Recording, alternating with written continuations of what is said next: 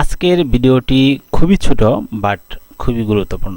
যারা নতুন কম্পিউটার শিখছেন বা শিখবেন তাদের জন্য এই ভিডিওটি। তো একেবারে বেসিক একটি ভিডিও।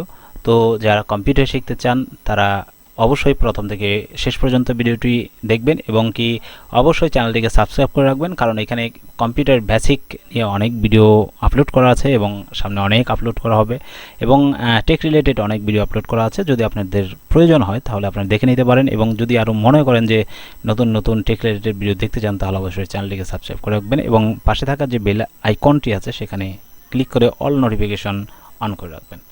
যাই হোক, যে আমরা যদি এই যে ফাইল ফোল্ডারকে যদি গ্রুপিং করতে চাই, ঠিক আছে, তো আমরা গ্রুপিং করে নিতে পারবো। তো গ্রুপিংটা কি, ধরুন যে এই যে আমার ফোল্ডার আছে, তো আমি ফোল্ডারগুলোকে শুধু গ্রুপিং করতে চাই, অথবা যে এই যে ভিডিওগুলো আছে ভিডিওগুলোকে শুধু গ্রুপিং করতে চাই, শুধু একটা লাইনে শুধু ভিডিওই থাকবে, একটা লাইনে শুধু ছবিই থাকবে, একটা লাইনে শুধু ফোল্ডারই থাকবে, ঠিক আছে, বা এক দিয়ে যে 1 2 3 4 এভাবে যে আমরা ফাইল সেভ করে থাকি তাহলে ওই গ্রুপে শুধু 1 2 3 4 5 6 এইভাবে ফোল্ডার থাকবে।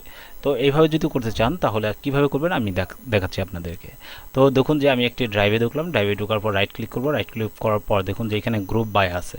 তো গ্রুপ বাই যেটা যদি আমি নেম দ্বারা করি, তো দেখুন নেমে যদি ক্লিক করি তাহলে নাম দ্বারা হয়ে গেল। দেখুন যে এখানে যেগুলো সংখ্যা দ্বারা শুরু হয়েছে, তো 0 থেকে 9 পর্যন্ত সেই সংখ্যা দ্বারা যে ফাইলগুলো আছে সেগুলো কিন্তু এক সাইডে গ্রুপ হয়েছে।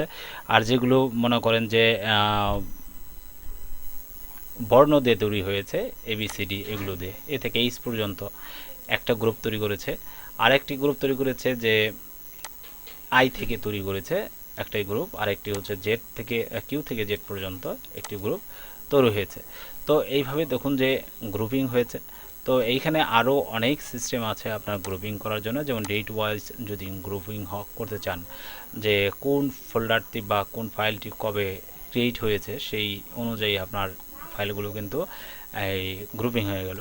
আবার যদি মনে করেন যে না, গ্রুপ এখানে টাইপ বাই হবে, যে কোন ফাইল বা ফোল্ডারে কী টাইপ সেই অনুযায়ী আপনার গ্রুপিং হবে, সেটাও করে দিতে পারেন। দেখুন যে হয়ে গেল, ঠিক আছে। তো এখানে আবার রাইট ক্লিক করবেন, রাইট ক্লিক করার পর গ্রুপ বাইতে যান, দেখুন সাইজ অনুযায়ী কোন ফাইলের কত সাইজ সে অনুযায়ী কিন্তু গ্রুপিং হবে, ঠিক আছে। তো এইখানে দেখুন যে আবার রাইট ক্লিক করবেন, রাইট ক্লিক করার পর যদি আপনার গ্রুপ বাইতে যান এবং লেন্থ অনুযায়ী যদি করেন সেটাও কিন্তু আপনার গ্রুপিং করে দিবে, অটোমেটিকভাবে কম্পিউটার করে দিবে আপনাকে, ঠিক আছে। এখানে যদি নাম দেন তাহলে এই গ্রুপিংগুলো চলে যাবে, ঠিক আছে, গ্রুপিং থাকবে না। নানে যদি ক্লিক করে দেন এবং এই গ্রুপ বাইতে যদি যান এবং এই যে মোড আছে দেখুন যে, ঠিক আছে, এই মোড়ে ক্লিক করবেন।